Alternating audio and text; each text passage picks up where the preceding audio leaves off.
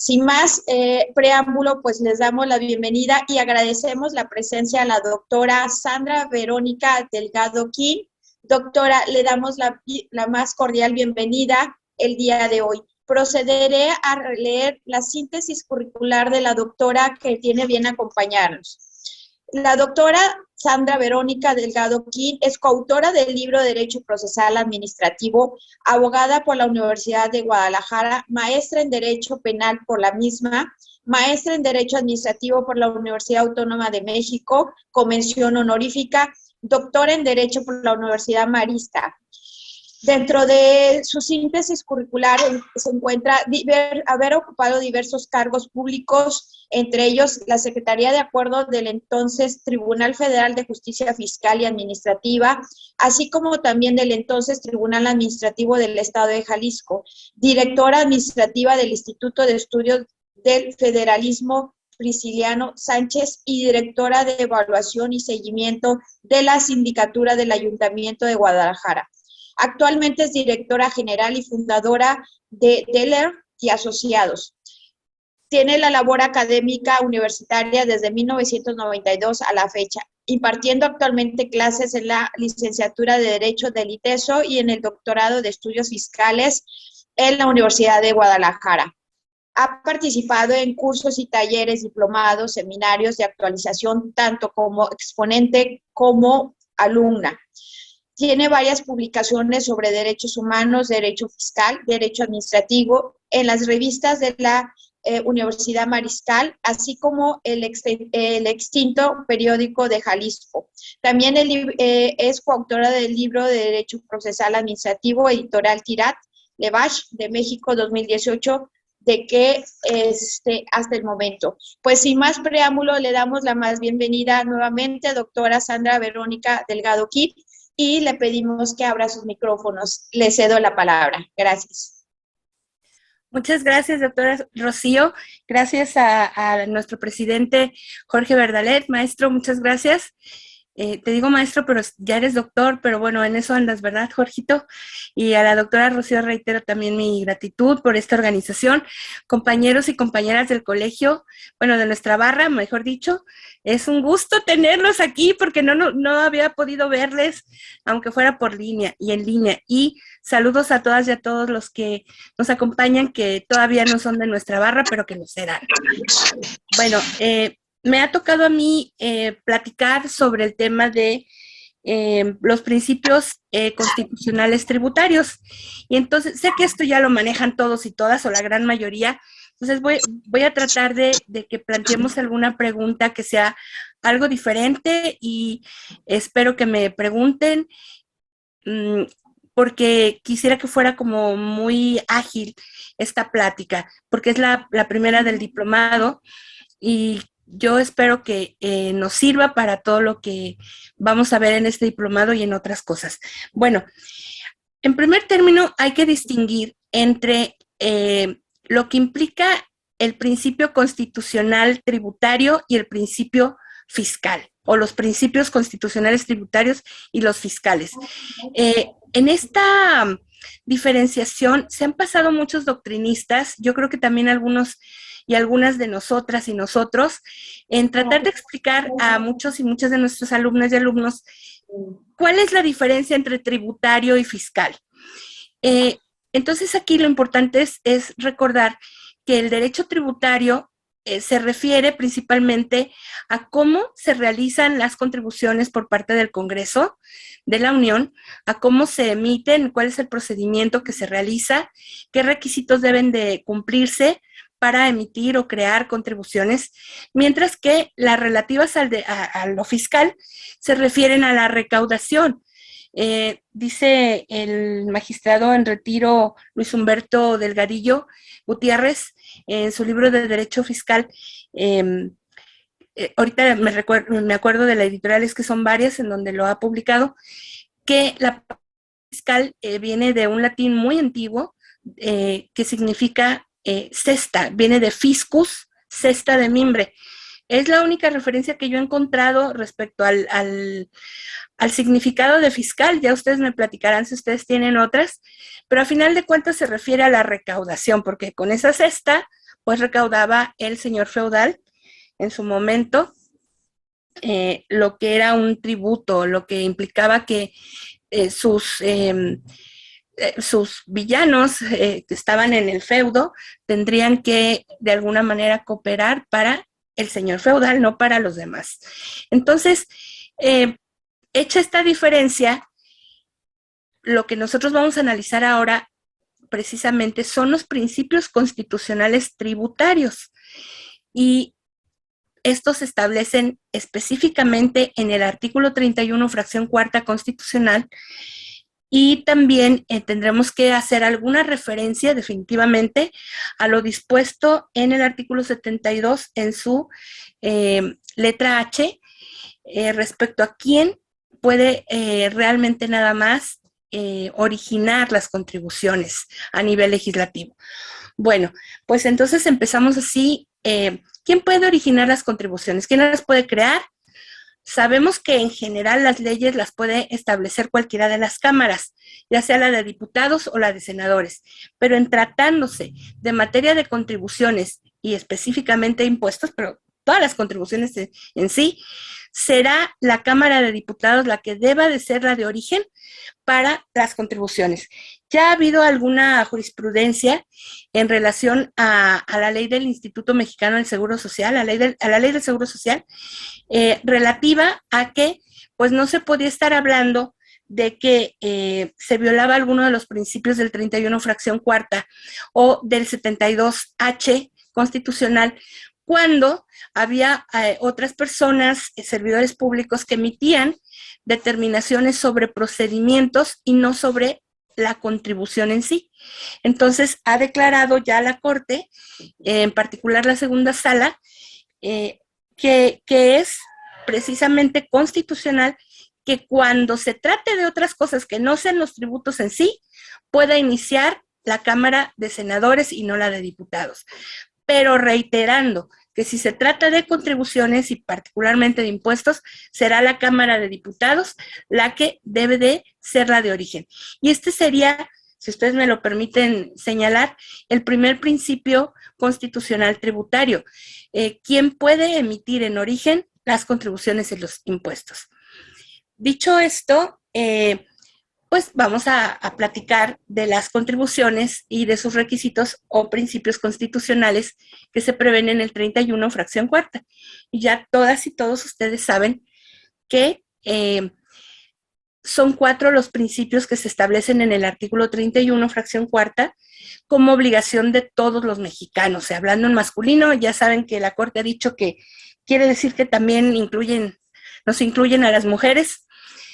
Pero bueno, yo voy a hablar en femenino y en masculino. Dice, obligación de las mexicanas y de los mexicanos. Problema también que ha tenido que resolver la Corte, porque no faltó quien dijo, yo fui una de ellas, se los confieso, que bueno, era una obligación de mexicanas y mexicanos, pero no de otras personas. Entonces la Corte ya dijo, no, a ver, esperen, esto implica también a cualquier persona que reside en México y que tenga una fuente de riqueza en México o que se produzca en México. Entonces, con esta determinación de la Corte, ya no tuvimos que seguir lucubrando si solamente aplicaba a mexicanas y a mexicanos, sino que a todos los que residimos en México y a todas las que residimos en México y tenemos una fuente de riqueza en el país. Bueno, 4 son los principios entonces que las contribuciones deben de cumplir. Y hablamos entonces de principios que deben contenerse y deben de cumplirse por el legislador. No se deben de cumplir por la autoridad administrativa. Deben de ser en primer término por el legislador. Tengamos cuidado cuando los hagamos valer. He visto que muchas abogadas y muchos abogados hablan de la equidad en un acto administrativo. Lo van a ver mañana con el doctor Arturo Sí, del acto administrativo en materia fiscal. Va a estar muy interesante la plática. Entonces, nos vamos a dar cuenta de que, pues, si bien son actos administrativos y podemos tal vez determinar que no son equitativos, no será en relación a los principios establecidos directamente en el artículo 31, fracción cuarta, sino a interpretaciones que se basan en estos principios. Miren, es tan importante la interpretación que la Corte ha dado a estos 4 principios, especialmente a 2 de ellos, que definitivamente se están utilizando para resolver cuestiones de género. Ahora que estamos en marzo y acabamos de celebrar el Día Internacional de las Mujeres por la igualdad, la paridad de género, es muy interesante que veamos cómo estos principios que nacen para el derecho fiscal, para el derecho tributario como tal, se toman ya para el derecho fiscal, para el derecho penal y sobre todo para derechos humanos. Bueno, dicho lo anterior, 4 son esos principios, ya lo sabemos. 1, destino al gasto público. 2, equidad, proporcionalidad y legalidad. Obviamente, estos requisitos están en un numeral constitucional que establecen, definitivo, que es obligación de mexicanas y mexicanos. Ya lo comenté. O sea, como obligación contribuir al gasto público. Así empieza el artículo, ¿no? Y entonces decimos, uno de los principios primeros que señala este numeral es que la contribución vaya al gasto público. Hola, Carmelita. Entonces, a final de cuentas, si decimos que la contribución va al gasto público, quiere decir que si se desviara para otra cuestión que no sea del gasto público, la contribución sería inconstitucional. Hace muchos años, cuando yo trabajaba en el Tribunal Federal de Justicia, Fiscalía Administrativa, se dio un caso y después varios casos que ganaron los abogados. Yo no sé si alguno de ustedes o alguna de ustedes lo recuerde, pero era relativo a que como la Ley de Ingresos de la Federación no establecía de manera específica a qué se iba a destinar cada uno de los ingresos, se estaba transgrediendo el principio constitucional de gasto público. ¿Y qué creen? Si bien esto no se podía en ese tiempo resolver en el Tribunal Federal de Justicia Fiscal y Administrativa, ahora Tribunal Federal de Justicia Administrativa, no se podía resolver en ese momento, sí lo resolvió el colegiado y en ese momento dijo, tienes razón, si en la ley de ingresos ese ingreso en particular, esa entrada de dinero a la tesorería nacional, no se relaciona con el gasto público al que va dirigido, pues vamos a considerar que es inconstitucional. Y muchos casos se ganaron porque pues en la ley de ingresos no se señala a dónde va el dinero que ingresa, porque realmente en México todo se ingresa a una bolsa, ¿no? Y hay países como España en donde se determinan las contribuciones para fiscales y se especifica que se va a utilizar ese ingreso para determinada cuestión.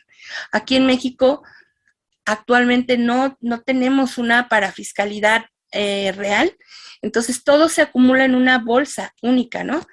Y a final de cuentas es ahí donde dice uno, pues ahí está el destino del gasto público. Este criterio del gasto público se mantuvo por años hasta que la Corte dijo, oiga, no, se va a presumir que si el ingreso se establece en la ley de ingresos de la Federación de cada ejercicio, todo lo que se acumule, todo lo que se reúna, todo lo que se entere y que reciba el Estado es para el gasto público. O sea, eso se tiene que presumir y si no, se tiene que demostrar. Y obviamente se tendrá que vincular el presupuesto de egresos para que se lleve este principio con todo el respeto y toda la pasión que todos los luchadores, sobre todo en Francia, en la Revolución Francesa, pues determinaron para el bien común, ¿no?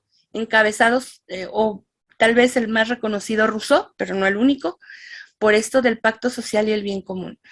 Entonces, finalmente, la Corte dijo, pues ganaste una ley como inconstitucional, lo demostraste en tiempos pasados, ahora ya no.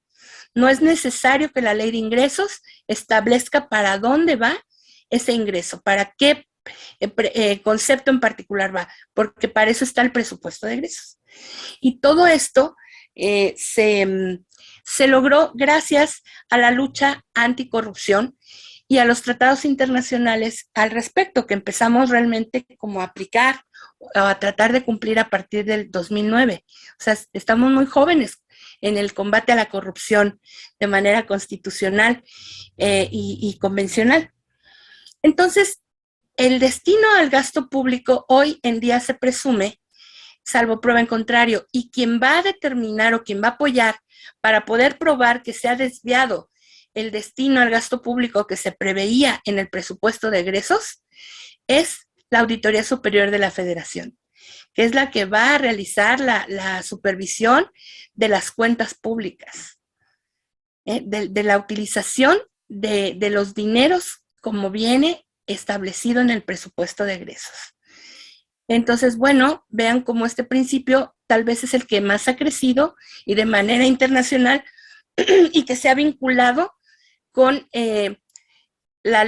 con su revisión necesaria para combatir la corrupción y la impunidad en todos los países, especialmente pues en los que obviamente están en estas convenciones, ¿no? De la ONU, de la OCDE y de la OEA. Bueno, el gasto público entonces debe entenderse como aquel que eroga el Estado para cumplir con su mandato para el cual fue elegido. Y obviamente lo va a hacer para resolver necesidades de las y los gobernados con el menor sacrificio de las minorías y con el mayor beneficio para las mayorías. Y hablamos de mayorías numéricas y económicas, no de otro tipo. O sea, no hablamos de minorías raciales, etcétera. No, estamos hablando de mayorías numéricas y económicas. Entonces, con todos estos preceptos, nosotras y nosotros como estudiantes del derecho tendríamos que estar pensando que nuestros gobernantes tienen que ver lo del gasto público a partir de estos principios democráticos que en nuestra Constitución se establecen en el 31 fracción cuarta y en particular con el destino al gasto público.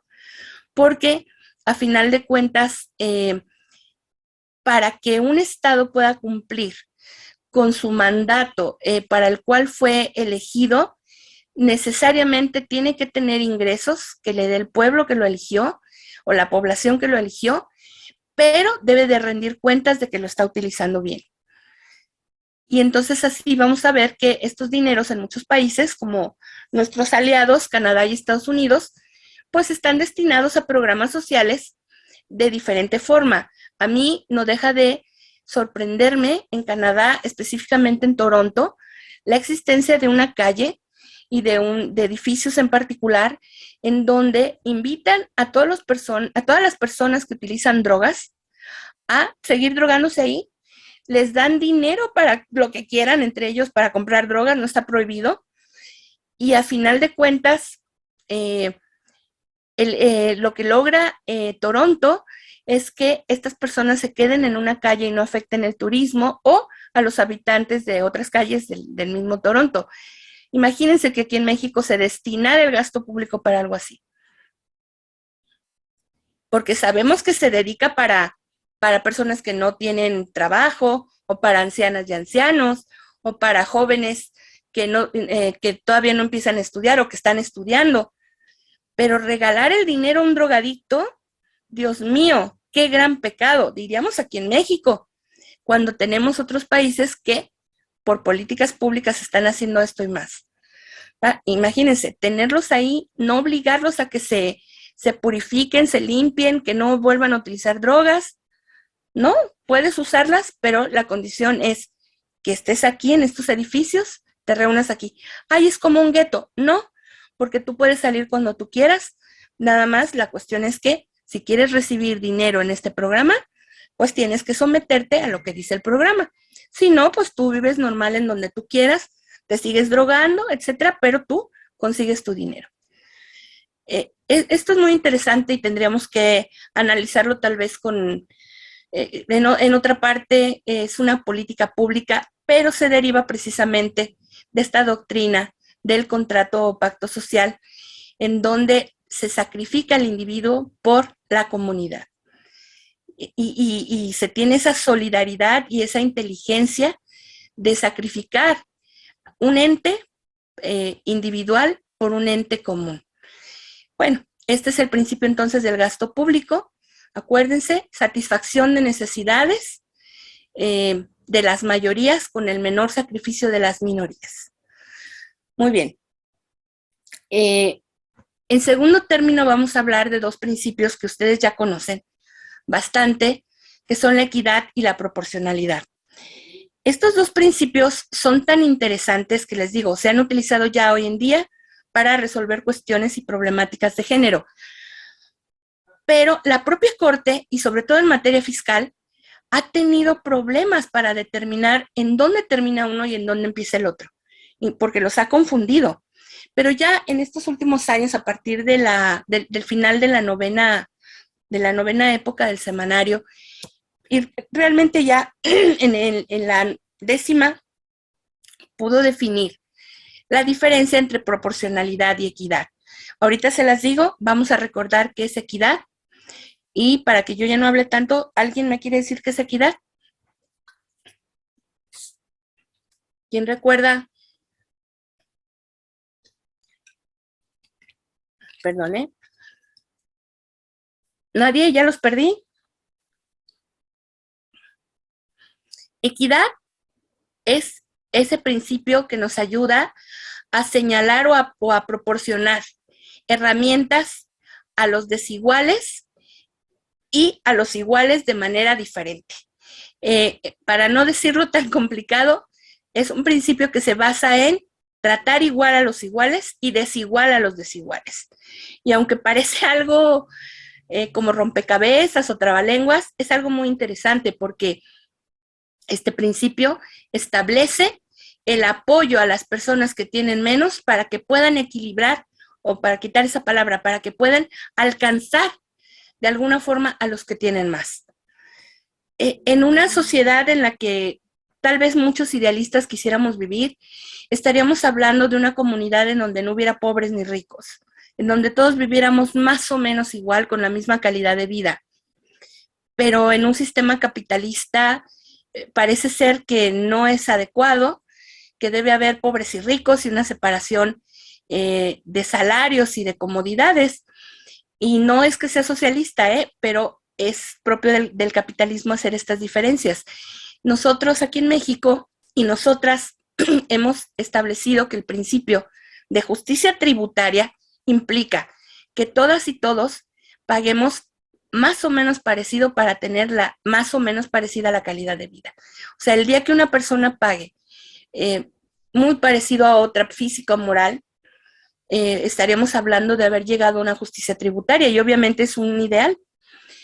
Entonces, para llegar a la justicia tributaria tenemos como herramientas a la equidad y a la igualdad sustantiva, que la han tomado ahora, o la hemos tomado ahora las feministas, para explicar por qué somos iguales siendo diferentes. Pero en materia fiscal, el principio de equidad no se pierde. Entonces, la equidad es tratar igual a los iguales y desigual a los desiguales.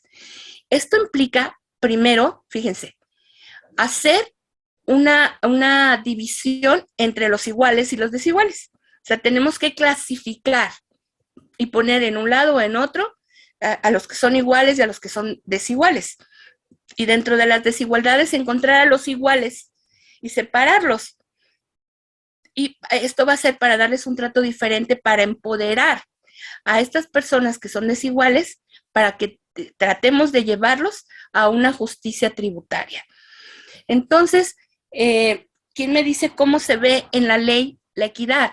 Algo muy sencillo, muy rápido, típico, básico. ¿Cómo vemos la equidad en la ley del impuesto sobre la renta, por ejemplo? ¿Nadie? ¿No quieren participar? ¿O ya los perdí? Bueno, la equidad se va a ver definitivamente en la ley del impuesto sobre la renta a través de los regímenes fiscales. realmente tributarios, porque se dice cómo vamos a tributar, cómo vamos a pagar contribuciones. Y entonces no es lo mismo o mejor dicho, no van a ser las mismas obligaciones de una persona moral a las de una persona física. Y además, no van a ser las mismas obligaciones de una persona física que tributa por sueldos, por sueldos y salarios o por honorarios o empresarial. Entonces, hay que tener esta visión como el mejor ejemplo de la equidad. ¿Hasta aquí vamos bien? Otra cosa interesante de la equidad es que se trabaja en grupo con equidad. No puede haber una diferencia si no se agrupa primero. Para poder distinguir esas diferencias tenemos que hacer grupos.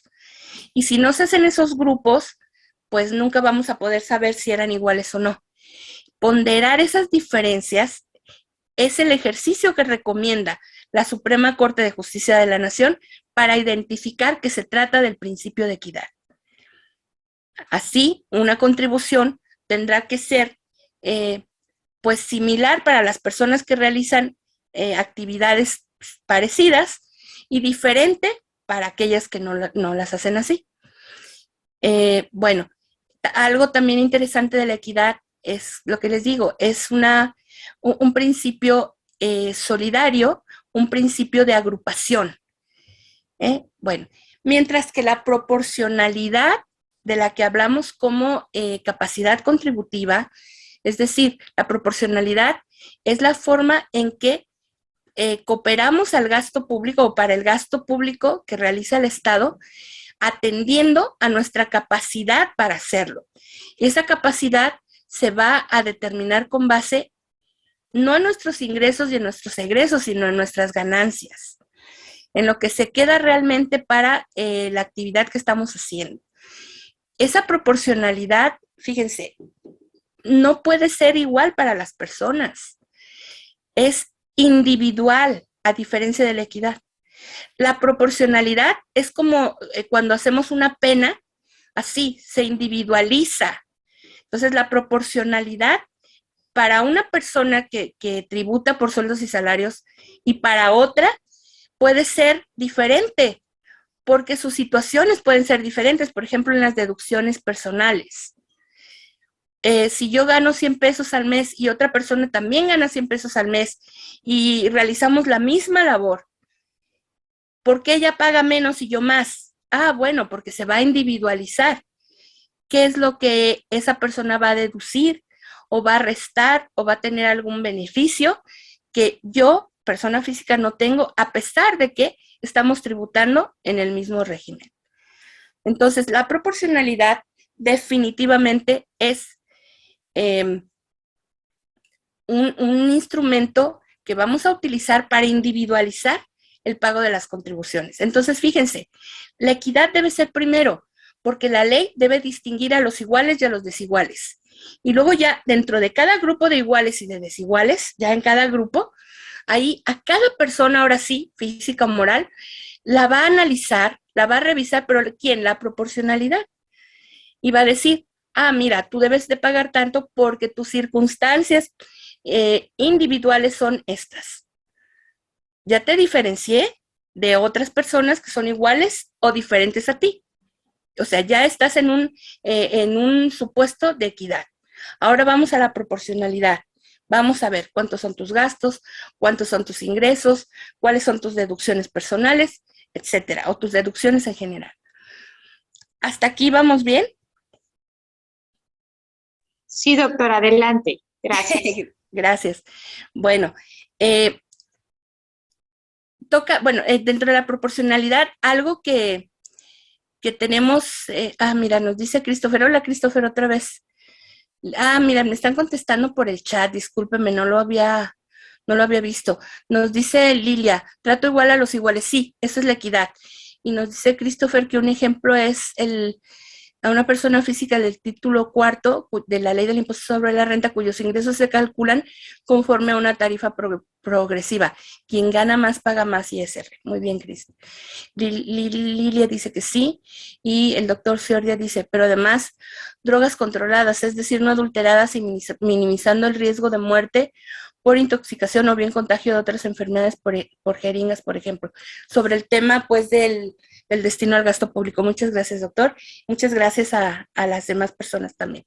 Bueno, hay una cuestión de la proporcionalidad que se ha puesto de moda en los últimos 5 o 6 años. Y esto es el mínimo vital. El principio del mínimo vital es parte de la proporcionalidad.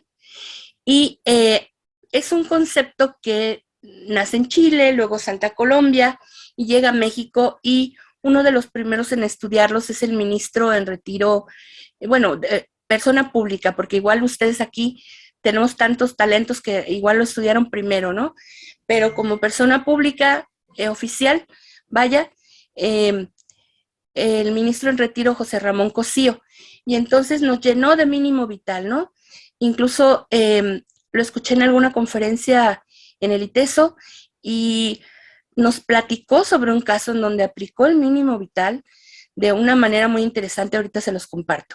Bueno, entonces el mínimo vital es ese monto en la cantidad más pequeña que nos permite distinguirnos como seres humanos. Yo así lo conceptualizo para no tener muchos problemas, porque sigue siendo parte de la proporcionalidad, ¿de acuerdo? Pero aquí hay varios criterios. Uno de ellos dice, el Estado tiene que tener cuidado con el mínimo vital, porque no puede crear un tributo que afecte ese monto que nos permite tener la calidad de vida que nos identifica como seres humanos. Y bueno, es algo muy interesante. Otro tema interesante al respecto, o subtema, sería, ¿las personas morales tienen derecho al mínimo vital? Y se ha venido toda una serie de discusiones académicas y doctrinarias en las que vamos a concluir, o bueno, yo voy a concluir, si me lo permiten, desde mi punto de vista, que claro que las personas morales tienen el derecho al mínimo vital, porque si no, no podrían existir. Si bien no son una persona tangible, ni son una persona individual, sí son una empresa que realiza actos, es un conjunto de personas que realizan actos que van a traer economía para otras familias. Si esa empresa no tiene el monto mínimo para sobrevivir, lo que va a pasar es que va a desaparecer. Entonces, desde mi punto de vista, y ahorita les escucharé, el mínimo vital también es para las empresas, personas morales. Para las personas morales, como lo es la proporcionalidad también. Entonces, no tendremos por qué tener estas discusiones, pero bueno, ese es mi punto de vista, muy ligero en este momento. No lo vamos a poder discutir mucho, pero yo creo que algún comentario sí podremos escuchar. Bueno, el último principio constitucional tributario del artículo 31, fracción cuarta de la Carta Magna, es la legalidad. Este principio, obviamente, ya todos y todas lo conocemos. Vamos a aclarar solamente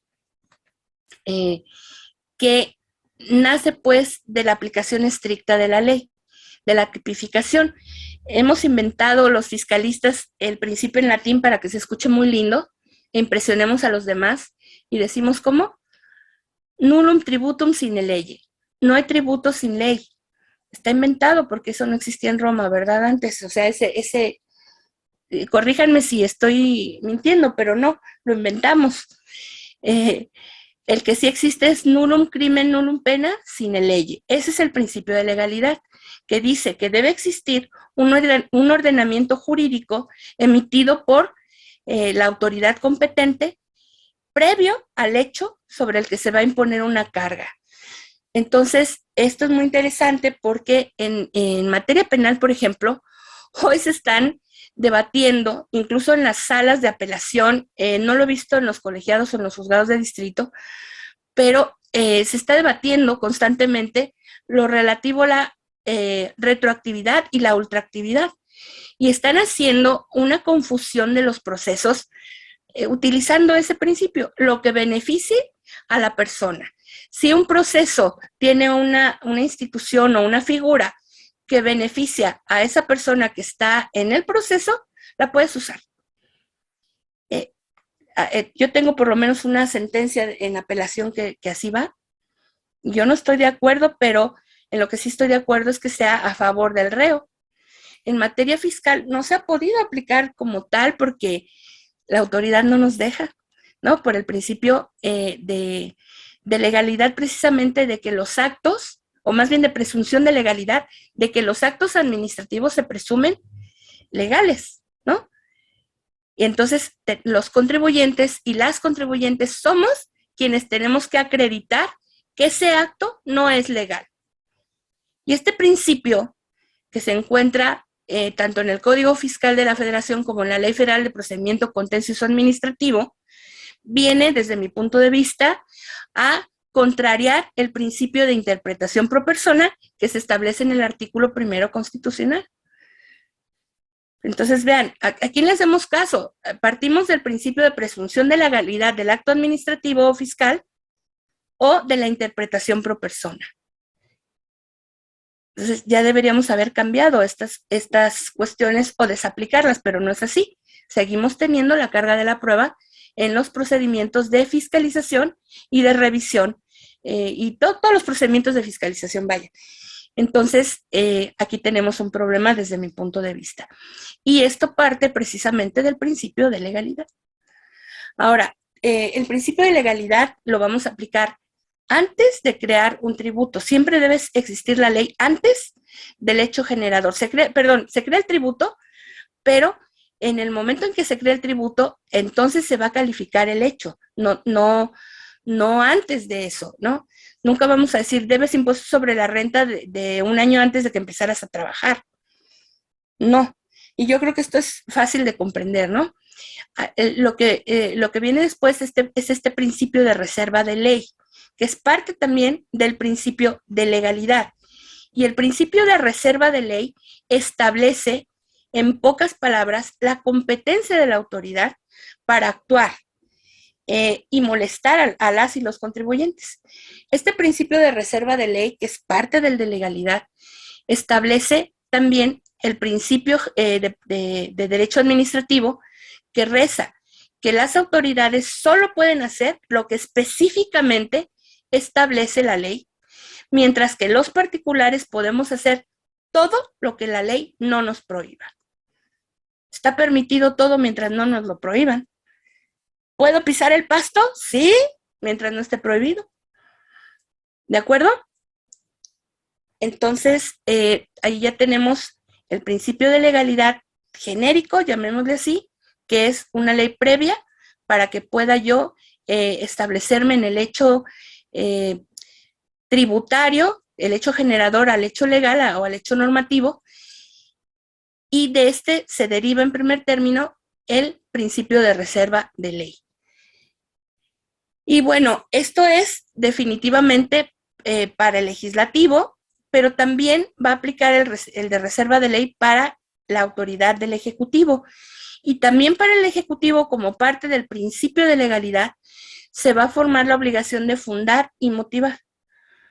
Y entonces ahí van a ser, si se incumple, o más bien van a nacer 3 obligaciones, y si se incumplen y las impugnamos, vamos a tener 3 tipos de nulidades diferentes. Pero bueno, los 3 principios que nacen de esta obligación de fundar y motivar son motivar debidamente, y el debidamente implica la tipicidad fiscal. O sea, que el acto que estamos sancionando, del que estamos realizando alguna observación, encuadre perfectamente en el precepto legal que estamos citando como autoridad para poder llegar a una conclusión al respecto. Esta sería, pues, la debida fundamentación y motivación. Es una congruencia entre la razón y la base jurídica que utiliza la autoridad para determinar un acto de molestia en contra de los y las particulares. Luego sería la suficiente fundamentación y motivación. en esta suficiente, yo siempre digo suficiente motivación, aunque algunos utilizan las dos palabras, porque si no estableces adecuadamente la fundamentación, será indebida. En cambio, la motivación puede ser tan ligera, tan débil, que si bien estás fundamentando adecuadamente, la razón por la que estás fundamentando o por la que estás encuadrando el hecho o el acto jurídico no concuerda totalmente o no convence totalmente de que se ubique en ese precepto. Entonces, las razones son insuficientes, se necesita más. Ya la Corte también, o más bien los tribunales colegiados han dicho que se necesita no una explicación exhaustiva, sino no importa que sea una motivación no exhaustiva, que sea concreta, pero también es cierto que ha dicho que esa motivación debe de ser, aunque sea corta o muy concreta, debe de ser específica al caso y debe de entenderse por qué la autoridad está utilizando ese artículo y está encuadrando el hecho o el acto jurídico en el mismo. Y finalmente tenemos la ausencia de fundamentación y motivación. Y es cuando la autoridad, bueno, yo diría ausencia de fundamentación aquí, pero bueno, cuando la autoridad nos dice que tenemos que hacer algo, pero no nos dice por qué, ni con base en qué artículo. Si ocurre, sí, y cada una de estos tres supuestos va a provocar una nulidad diferente. Bueno, rápidamente, para dar un ejemplo de la equidad, hubo un caso del bolillo y de las galletas Marías. ¿Alguien lo recuerda? Un abogado presentó un amparo por una galletera mexicana respecto a que la galleta María era igual nutricionalmente que un bolillo, y ganó el amparo y entonces no se le cobró IVA, por lo menos en ese ejercicio fiscal. Entonces, esto fue porque identificó, pues, fíjense, bueno, yo no sé, ya ven, yo soy obesa, me ven, ¿verdad? Y he estado a dieta casi toda mi vida. No ha servido mucho, pero bueno, pero sí sé que puedo comer medio bolillo o 5 galletas Marías, ¿no? En un desayuno y en la cena. O sea, máximo un bolillo al día y 10 galletas Marías. Ahora entiendo, por eso no he adelgazado, ¿verdad? No. Bueno, la cuestión es que nutricionalmente hay una igualdad y podemos decir, oye, pero es que la galleta María tiene azúcar y el bolillo a lo mejor no. Lo cierto es que el argumento que hizo el abogado y que se refirió precisamente a el valor nutricional de uno y de otras, convenció a la Corte, por lo menos en ese ejercicio, y su empresa dejó de pagar IVA. Saben lo que ganó la empresa, ¿verdad? Entonces, digo, tampoco la tenía que retener, ya no la tenía que trasladar, perdón, y finalmente, pues fue una ganancia porque pudo manejar el costo de la galleta a un precio muy competitivo. Yo no vi que bajara el precio, pero, o sea, aún con IVA o sin IVA, el precio sigue igual, pero todo lo que haya hecho, pues era ganancia para la empresa. ¿De acuerdo?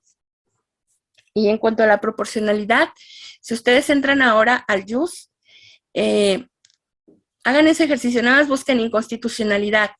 Y en esta etapa de la cuarta transformación, antes de la ministra que ahora está, todas las decisiones de la Corte han sido, no viola el principio de proporcionalidad, no viola el principio de proporcionalidad. El artículo tal no viola el principio de proporcionalidad. Y bueno, tendremos que analizar porque si el artículo establece un ejercicio para individualizarlo, para individualizar su aplicación, en particular del tributo de que se trata, pues sí, no violará el principio de proporcionalidad, pero a lo mejor puede no tener un estudio para el mínimo vital. Y entonces eso la Corte tendrá que empezar a hacerlo más. Esperemos que en esta nueva conformación con la ministra Piña pues se pueda hacer, ¿verdad? Parece que sí podría hacerse. Y en cuanto a la legalidad, acuérdense que ¿dónde vamos a analizar la legalidad? de cada ejercicio fiscal de las contribuciones y en particular de los impuestos en la ley de ingresos de la Federación de cada ejercicio. Si un impuesto o una contribución o un aprovechamiento inclusive no se encuentra en la ley de ingresos de la Federación de cada ejercicio, estamos hablando de que no se está cumpliendo ahí sí el principio de legalidad. Y ¿creen que no ha pasado? Sí ha pasado. Nada más que a veces no estudiamos la ley de ingresos de la Federación, se nos hace pues no tan importante. Hubo un caso y a mí me tocó resolverlo, por eso les digo, me consta, lo tuve que estudiar, dije, caray, sí, no me había fijado en que una legislatura se equivocó y olvidó establecer los impuestos al comercio exterior. No los puso. Y el SAT, bueno, no era así, ya era SAT, sí, el SAT lo seguía cobrando a través de las aduanas y de auditoría fiscal. Y entonces esta empresa también era una persona moral, interpuso primero el juicio de nulidad, lo ganaba de forma, no quería ganarlo así, se van al amparo, porque no, en ese tiempo no podíamos entrar al estudio de la convencionalidad, o más bien de la constitucionalidad, y entonces el colegiado cuando resolvió dijo, tienes razón, estos impuestos no están en la ley de ingresos de la Federación de este ejercicio. Y entonces el tribunal vuelve a hacer tu sentencia y concédele la razón, declara la nulidad de ese crédito fiscal. Entonces, bueno, pues hay que tener cuidado porque pareciera que los principios siempre se cumplen, pero no necesariamente es así. Para terminar, tener mucho cuidado con no confundir con los principios constitucionales fiscales que se refieren a todo el proceso y el procedimiento de cobro. ¿Va? Entonces, en cuestión de principios fiscales vamos a tener que hablar de competencia de la autoridad, pero si ustedes se fijan, la competencia de alguna forma está en el principio de reserva de ley, que es parte del principio de legalidad, que se establece en el artículo 16 constitucional.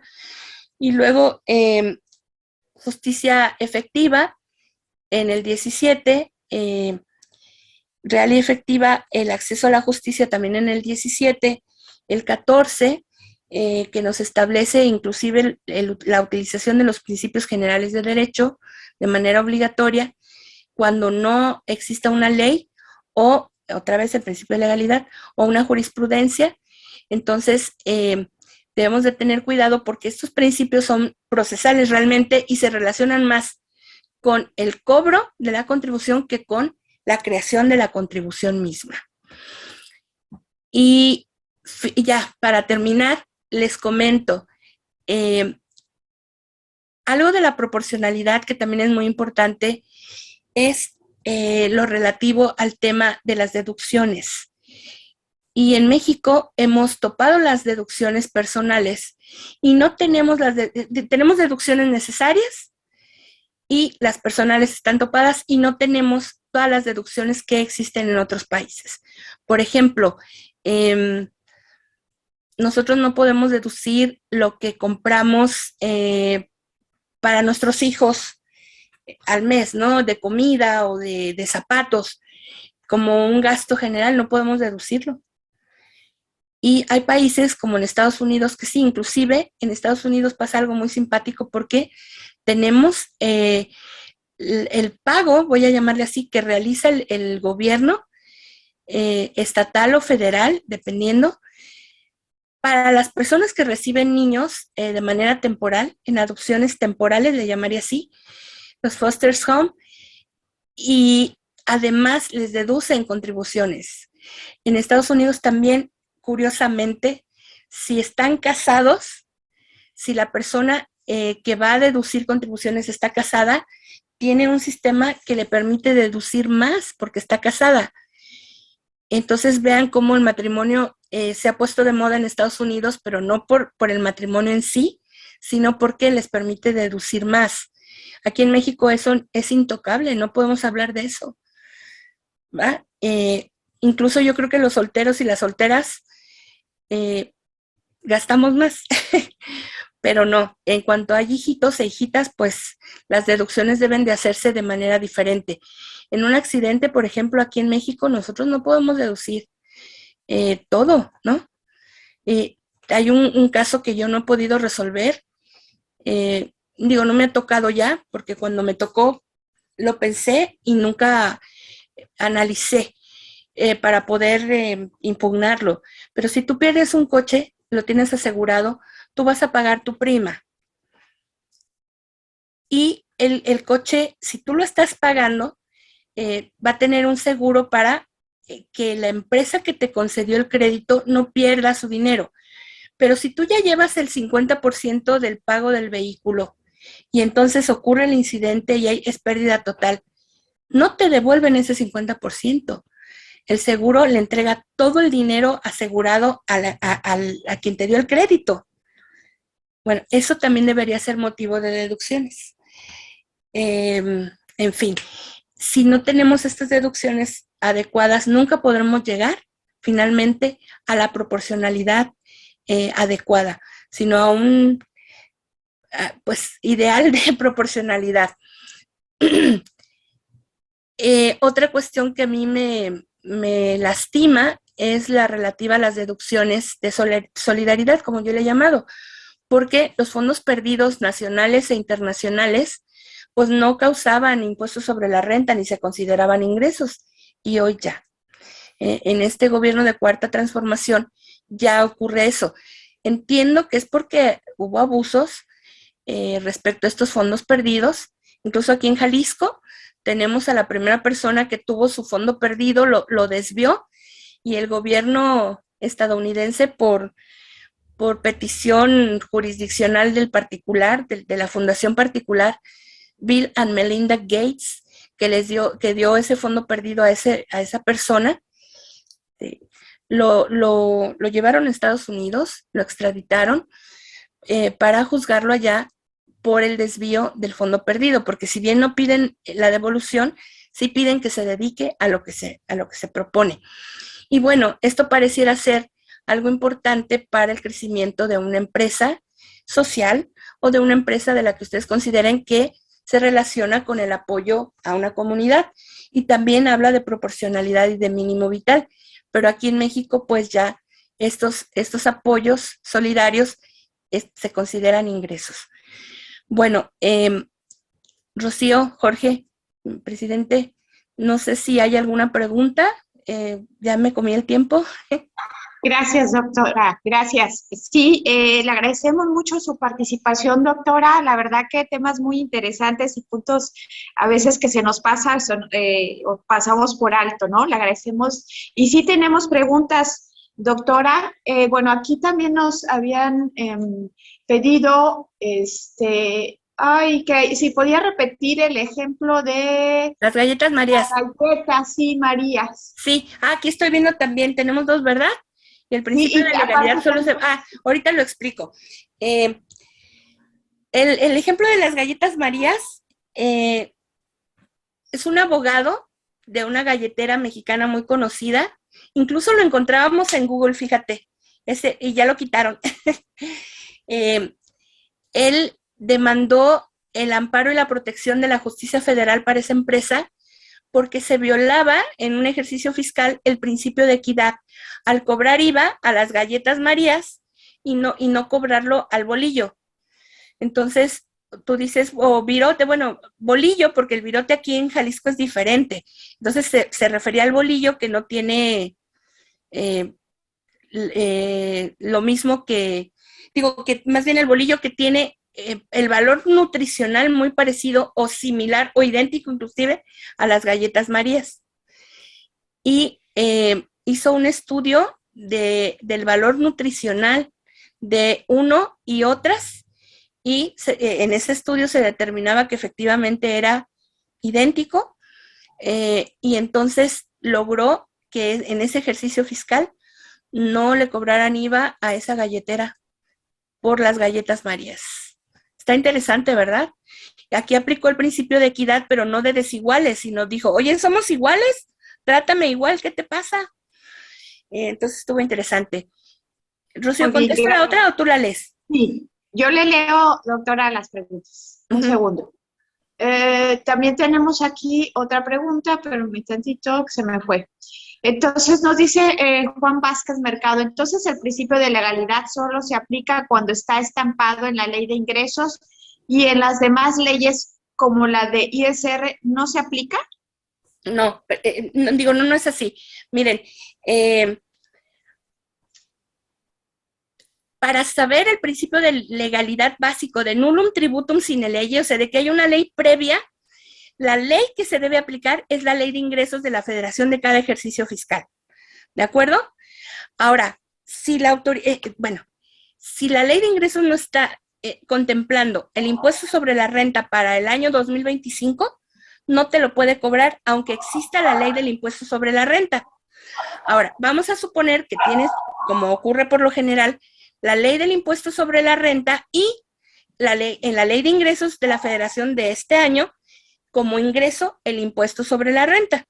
Entonces, ahí tienes ya el principio de legalidad básico genérico relativo al nullum tributum sine lege está en la ley de ingresos. Sí está. Ok, ahora vamos a analizar la ley del impuesto sobre la renta. ¿Y qué vas a analizar? Pues ya existe como ley. Pero ¿qué pasa? Ahí sí, si la autoridad te dice, con fundamento en el artículo 324 de la ley del impuesto sobre la renta, tienes que pagar impuesto, tienes que pagar el porcentaje del 40%, aunque no recibas ingresos. Eso te dice la autoridad. Estoy siendo muy burda, pero vamos a pensar que así exageradamente te dice la autoridad. Y tú revisas y el artículo que dije, que ya no me acuerdo, 300 no sé qué, ni existe. O existe, pero te dice otra cosa.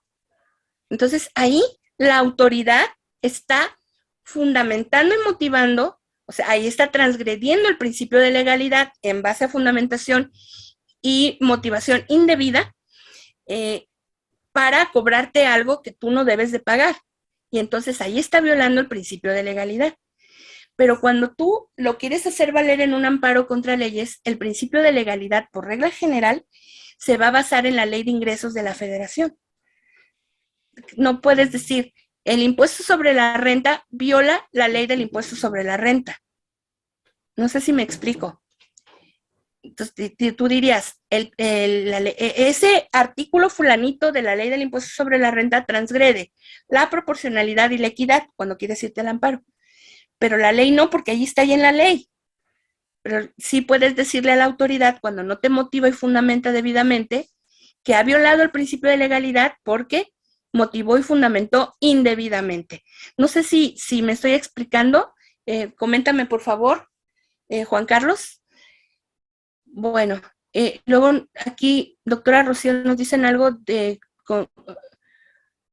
Sí, por ahí le escribieron también algo más. Dice, hola maestra, en materia constitucional los principios de tipicidad, presunción de inocencia, aplicables en materia penal, aplicables en materia administrativa, con las debidas modulaciones, me han aportado solución en algunos casos. Esto es en lo que respecta al procedimiento fiscalizador.